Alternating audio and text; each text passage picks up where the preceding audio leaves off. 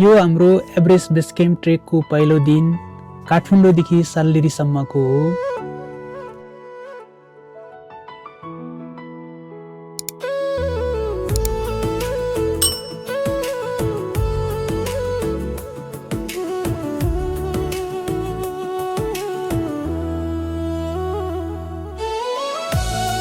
बाटो अप्ठ्यारो भएको कारणले हामी साल्लेरी फाप्लो पुग्दा रात पर्यो।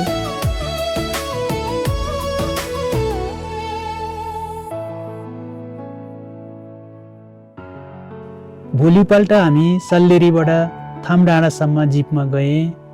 थामडाँडादेखि सगरमाथा बेस क्याम्पसम्मको लागि हाम्रो पैदल यात्रा सुरु भयो। सम्झना लायक बनाइदिइरहेको छु, तिमीलाई दिन्छु म ल। सम्झना लायक बनाइरहेको छु, तिमीलाई दिन्छु कि।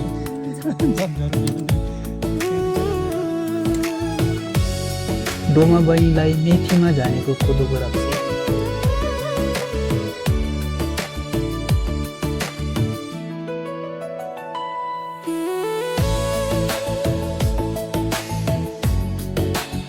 प्राय मान्छेहरू पाएबाट फाक्दिनमा बस्दो रहेछ, तर हामी चाहिँ मान्जु पुगे।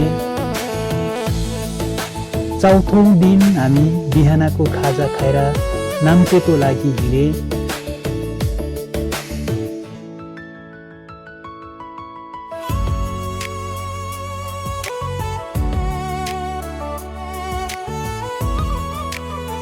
त्यो दिन हामी नाम्चेमा बास बसे।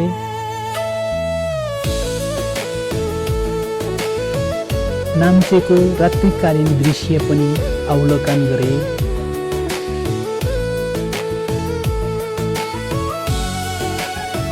नाम्चे बसेको भोलिपल्ट हामी ट्याङ्गोजेको लागि हिँडे। नाम्चेदेखि चाहिँ हामीले सुन्दर हिमालहरूको दृश्य देख्न पाए। यो देखेको हिमाल चाहिँ आमाडाबलाङ हो।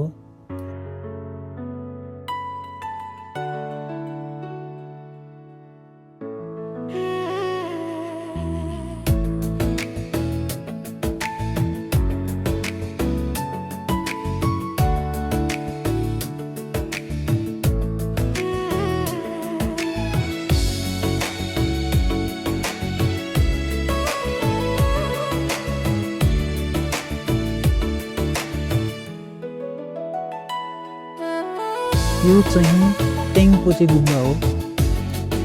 आज हामी यतै कुनै गेस्ट हाउसमा बस बस्नेछौँ।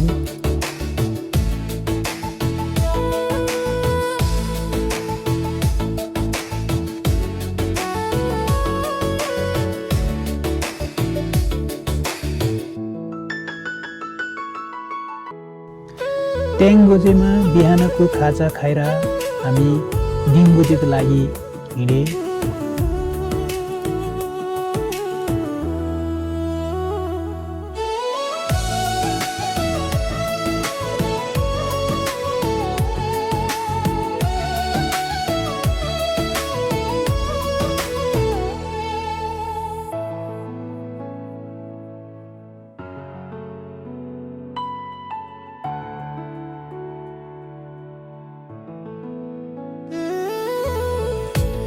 डिङबोजेमा बिहानको खाजा खाएर हामी लोबुचेको लागि हिँडे।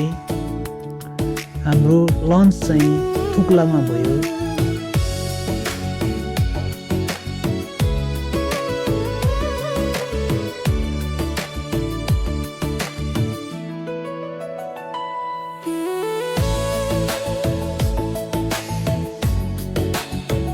लोबुचेबाट बिहानै हामी ब्रेकफास्ट प्याकिङ गरेर गोरफसे कालापत्थर हुँदै एभरेस्ट बेस क्याम्पसम्म पुग्ने योजना बनाए।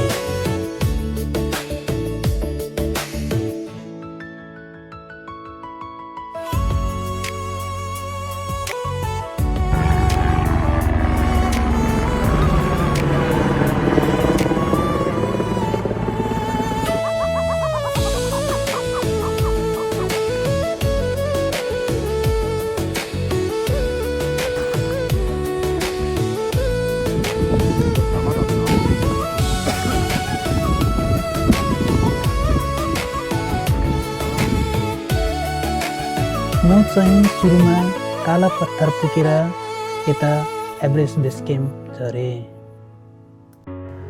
फाइनल्ली हामी चाहिँ एभरेस्ट बेस क्याम्प आइपुगे।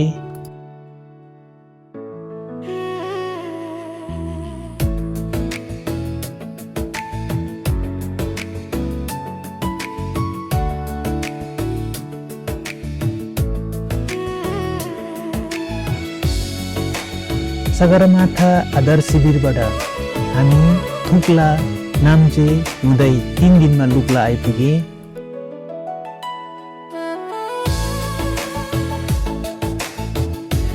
भोलिपल्ट हाम्रो रामेछापको लागि फ्लाइट थियो, तर